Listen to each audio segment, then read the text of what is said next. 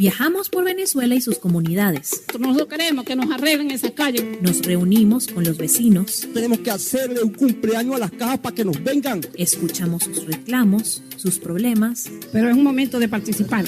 Y aportamos una solución. Para poder defender nuestra comunidad. Es lo que estamos aquí, participando. Periodismo de soluciones en acción.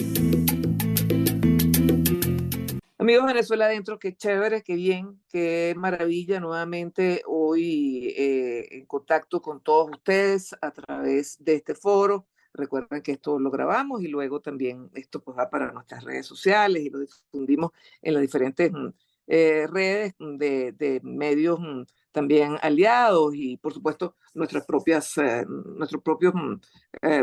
plataformas. Hoy tenemos una persona que yo conozco, yo no voy a sacar la cuenta, Ramón José, ¿cuánto tiempo nos conocemos nosotros? No te conviene ni a ti ni a mí.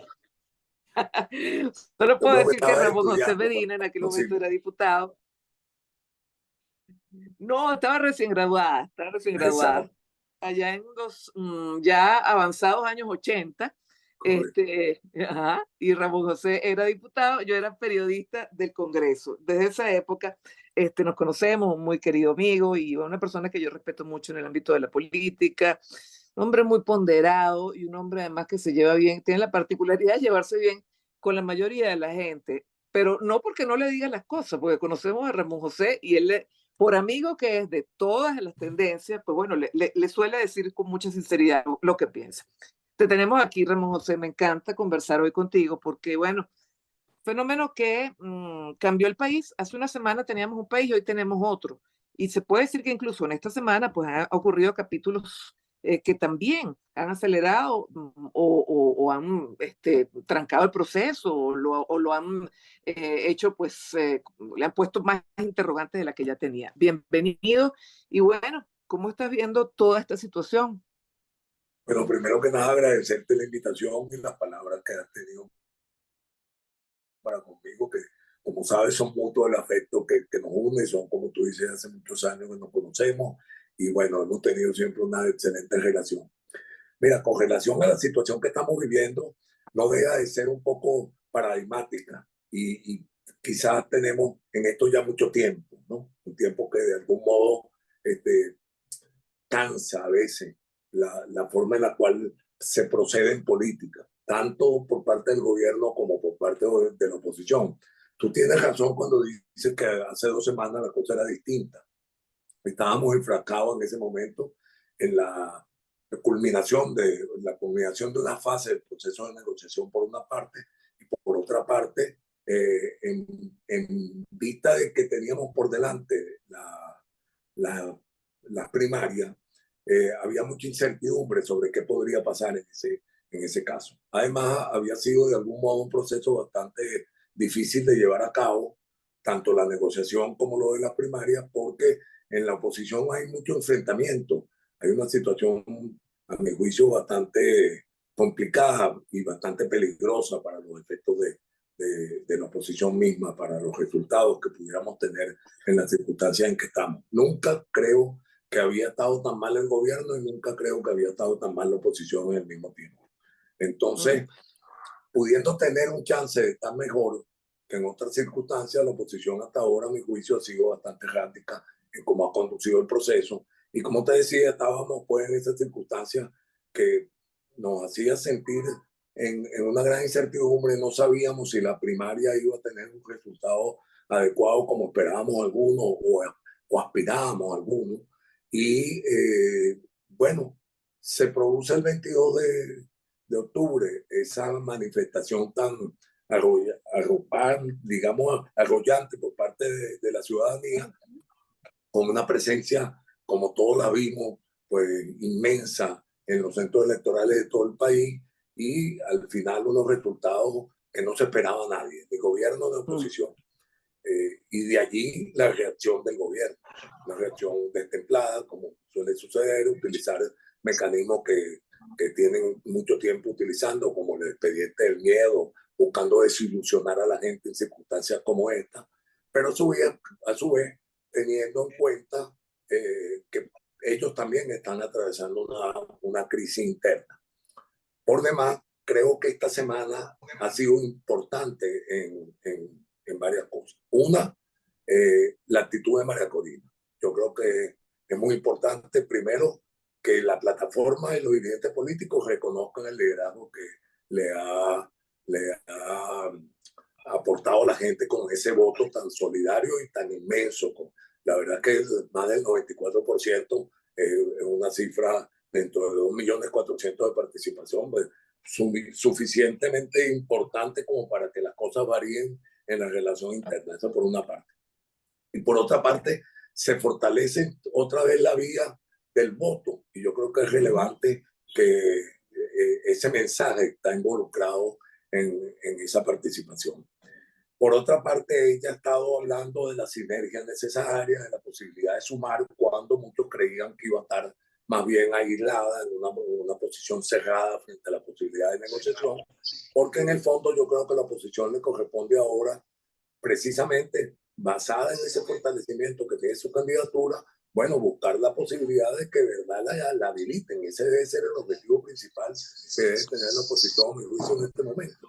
Y evidentemente, ante un escenario posible también de que no la habiliten, buscar mecanismos de consenso que permitan entonces tener una candidatura sólida y compartida en unidad. Por otra parte, el gobierno ha tenido una reacción, como te decía anteriormente, destemplada, y utilizan entonces esos expedientes, el miedo por una parte, la judicialización por otra, pero sin verdad que en este caso no hay ningún fundamento jurídico para lo que han hecho y no tienen ninguna posibilidad de ejecutarse. Es inejecutable la acción, la decisión de la sala electoral. Y por otra parte, se ve que esa sorpresa, esa sorpresa se produce porque hay que recordar las declaraciones de Jorge Rodríguez saliendo de Barbados, cuando le preguntó a uno de los periodistas, precisamente por el proceso de primaria, si se había hablado o no. Dice, no, esto ni siquiera fue referido, porque eso es una minucia, eso es una cuestión de la oposición, no tiene mayor relevancia ni importancia. Lo cierto es que en el propio acuerdo hay una frase que establece que hay que respetar los procesos que cada sector político del país decida para la designación de su candidato presidencial. O sea que sí está cubierto en el acuerdo de Barbados la protección de las primarias. Y de allí la respuesta no solo de la oposición, sino también del gobierno americano. Blinken por primera vez habla sobre el tema directamente siendo secretario de Estado y habla no solamente del respeto a lo ahí acordado, sino también incluso pone sobre la mesa la habilitación de María Corina dado los resultados. Así que bueno, ese digamos el panorama en que nos encontramos. Yo creo que la gente en esta oportunidad no va a verse muy afectada por lo de la judicialización y esta forma de actuar del gobierno, porque de algún modo es como el cuento del lobo, ¿no? Ahí viene el lobo y lo tenemos mucho tiempo, han hecho así, y además el gobierno tiene una gran debilidad ahorita en términos de buscar mecanismos que alivien el proceso de la sanción. Entonces, yo creo que eso está ahí presente y que gravita a favor de que esto mejore en el tiempo. Sí, yo no sé si compartes la opinión, pero pareciera que, bueno, por supuesto el gobierno reacciona de manera destemplada, pero alguna reacción tenía. El tema se iba a ir más allá. Y por otra parte, la oposición, interesante la posición además de María Corina, que ha estado muy cautelosa, y del propio Gerardo Blay, quien dice, bueno, si yo le contestara a cada provocación del gobierno, no se mantendrían los acuerdos. Pareciera que está privando en estos momentos el esperar y ver. No sé cómo lo ves tú, ¿no? En otras oportunidades tal vez hubiese sido más destemplada. Bueno, la del gobierno fue muy destemplada, pero llamar a la fiscalía no significa que el proceso continúe. Y por parte de la oposición, pues muy cautelosa, muy necesariamente cautelosa. Sí, yo creo que han actuado muy bien en ese sentido. Además, bueno, tenemos la suerte de que Gerardo sea el que conduzca el proceso de negociación por parte de la oposición, que todos los conocemos, un hombre además de inteligente y de sobrado honradez, un hombre muy inteligente, y creo que lo ha llevado por un buen nivel. Está consciente de que hay veces que no hay que pisar el peine de estas cosas, estas trampas que el gobierno pone en el camino, Y como siempre, estas parecieran que ser los efectos Alka-Seltzer, ¿no?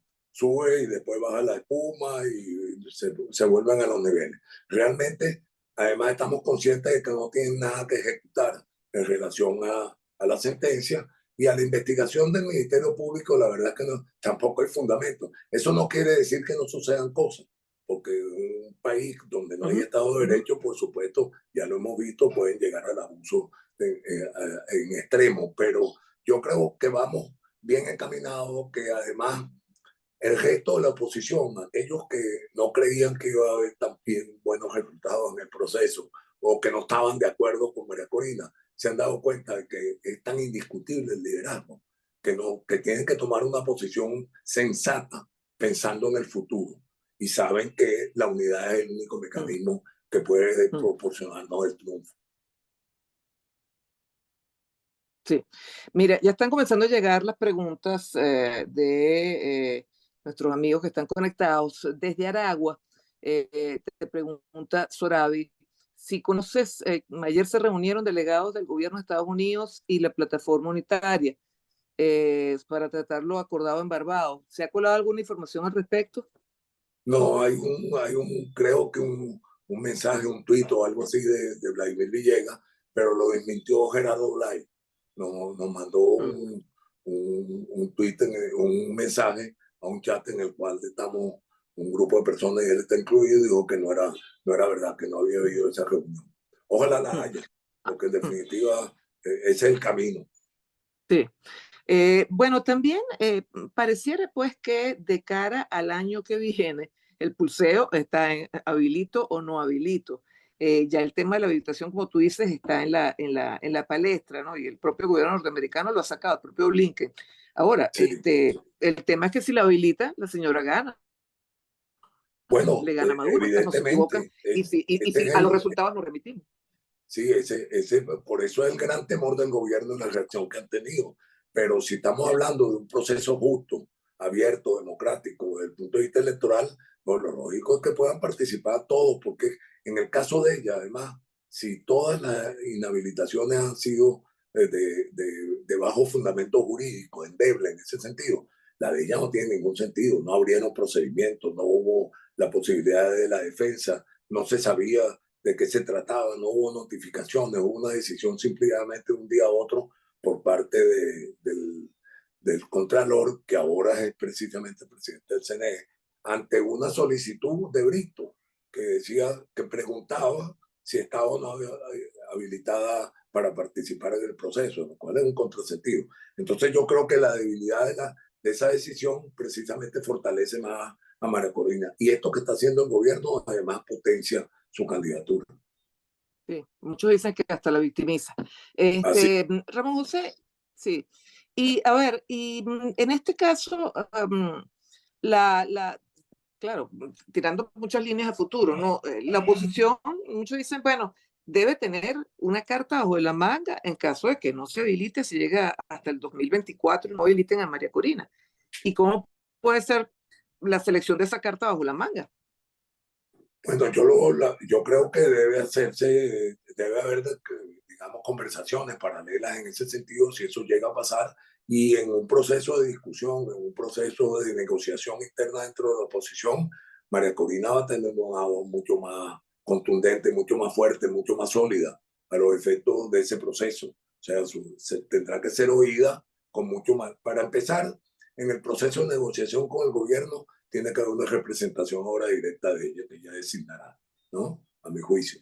Y no, evidentemente... Interesante ese punto, ¿no? Bueno, ella hablaba muy bien del propio Blay. Sí, y yo sé que tienen buena relación personal de mucho tiempo, sí, a pesar de algunas diferencias, sí, eso todas las hemos tenido con ella, pero en definitiva tienen una buena relación y además él lo respeta. Y yo creo que Blay no tiene posibilidades ninguna, ni nadie tiene posibilidades ninguna de que Blay salga, porque no tendría sentido, sería perder también la experiencia de un proceso que se ha llevado por más de 2 años. Yo creo que ahí hay unos representantes de los partidos y lo lógico es que ella tenga una representación ahora también en esa comisión, porque entre otras cosas tiene algo que decir. incluso más que algunos de los que están sentados en esa mesa. Entonces, es evidente que eso no se lo puede negar nadie. Y es allí precisamente donde puede surgir entonces la posibilidad de que se haga ese mecanismo de negociación entre algunos de los actores fundamentales del proceso de oposición, del sector de la oposición. Nos vamos a Mérida y desde allí te preguntan si crees que el gobierno va a respetar lo acordado en Barbados. Yo particularmente creo que no le queda otra salida en las circunstancias en que está. Hay que ver que el gobierno tiene una situación crítica desde el punto de vista económico. Si bien es cierto que nosotros siempre mantuvimos que las sanciones no se excedieran en contra del país, que podrían sancionar a los dirigentes políticos que violaban derechos humanos o que tuvieran problemas de corrupción, que si se iban a aplicar sanciones teniendo la experiencia de Cuba o Irán, esas sanciones no fueran lo suficientemente dañinas para la población. En efecto, siendo un país monoproductor, claro, al sancionar la parte petrolera ha sido fuerte los resultados. Yo creo que el gobierno tiene un problema serio en ese sentido y la única vía que pudiera buscar para estabilizar económicamente el país es precisamente que cumpla con los acuerdos. No cumplir con los acuerdos es entonces ya una calificación o autocalificación de ser un régimen totalitario que no quiere, que renuncia al proceso democrático. Bueno, y de Mérida nos vamos a Anzoátegui y el Tigre. Te preguntan si, bueno, un poco lo que habíamos hablado, si crees que María Corina cederá ante alguno de los candidatos que estén habilitados u otra persona. Ya de alguna manera la habías contestado. Y también desde Anzoátegui te preguntan, es importante, más bien un comentario, es importante estar más unidos que nunca porque no sabemos con qué puede salir este gobierno. También que esta persona pues califica de dictatorial. Nos vamos a Sucre y el estado Sucre en Cumaná. Te preguntan, de romperse los acuerdos en Barbados, ¿la ruta electoral seguiría siendo una opción viable? Sí, yo creo que, bueno, si se rompen los acuerdos, el problema está en que las condiciones electorales hasta ahora acordadas quizás no se logren. Pero ya nosotros hemos pasado por procesos electorales que hemos estado en esas circunstancias desde el 2010, por ejemplo, el 2007, que fue anterior, fue con el tema del referéndum constitucional, el 2010, que fue un triunfo parlamentario, aunque por poco margen, y el 2015, que fue un gran triunfo parlamentario. Llegamos a más del 70% de la participación de la elección de representantes de la Asamblea. Y ahora, con relación a los otros, yo sí creo que María Corina, en el fondo, que es una mujer inteligente y que tienen ya una experiencia política, porque tienen estos 20 años, entiende que el camino es unitario. Yo no creo que simple y llanamente ella vaya a ceder ante los grupos políticos, sino que va a negociar sobre eso y es probable que ella tenga también en mente algunas personas que pueden ser candidatos de consenso. Mira, no hemos hablado de otra estrategia del gobierno, que es este referéndum en torno al tema de Guyana. ¿Qué pretende sacar el gobierno con esto? La foto de la gente votando, el número X de gente que haya participado. Bueno, yo creo que eso, es más, nosotros llegamos a pensar en un momento que podían convocar ese referéndum para el 22 de octubre. Lo que pasa es que no les dio tiempo. Yo creo que en el fondo lo que van a tratar es de competir y no sé en qué manera se van a nuclear centros de votación a esos efectos o centros para la votación del referéndum, pero en definitiva yo creo que lo que están buscando es, por una parte, la propaganda hacia adentro con relación al tema de la soberanía, que nadie va a estar en contra de que ejerzamos nuestra soberanía. Claro. Ahora, ellos no tienen calificación, ni tienen, ¿cómo se llama? No tienen derecho a hacer eso porque ellos fueron los que se dieron a que Guyana ejerciera dentro del territorio de reclamación actos de posesión y de propiedad, porque otorgaron concesiones admitidas por el gobierno de Chávez, concesiones petroleras en esa zona. Entonces, yo creo que tienen poca autoridad moral para pretender con eso lavarse la cara. No es posible, porque todo lo que ha pasado allí ha pasado porque las acciones del gobierno lo permitieron. Y por eso es que Guyana no solamente acude a la Corte Internacional de Justicia en desconocimiento ya del laudo, sino que además ahora interviene también en cuanto al proceso de consulta, porque en estos días salió una declaración del gobierno guyanés en el cual hace referencia a que las preguntas que se están sometiendo a consideración del venezolano inciden en los derechos que Guyana tiene en ejercicio de su soberanía. Mira, también queda por allí pendiente pues el tema de cara al año que viene de, bueno, el Consejo Nacional Electoral es y con esto hay que jugar. ¿Alguna apreciación tuya al respecto? Sí, evidentemente, ellos, ante la renuncia, que evidentemente fue pactada con el gobierno, yo creo que los dos representantes de la oposición no han debido renunciar porque ellos fueron designados por un periodo determinado. Pero en definitiva, la situación que tenemos es una situación en la cual volvemos al 3 y 2, porque hay dos representantes de la oposición allí que tienen experiencia en el campo electoral. Y bueno, volvemos con esa distorsión y ese desequilibrio en un organismo que debiera no ser politizado, pero bueno, está partidizado, que es peor aún. Entonces, pero bueno, con eso hay que lidiar. Hemos estado lidiando todos estos 20 años en algunos casos incluso en peores circunstancias, cuando solamente estaba un representante de la oposición que era Vicente Díaz. Y bueno, y precisamente hablábamos de lo que ha obtenido María Corina en votos y lo que ha representado. Muchos dicen que ante eso, pues debería el gobierno revisar la candidatura de Maduro. ¿Tú crees eso posible?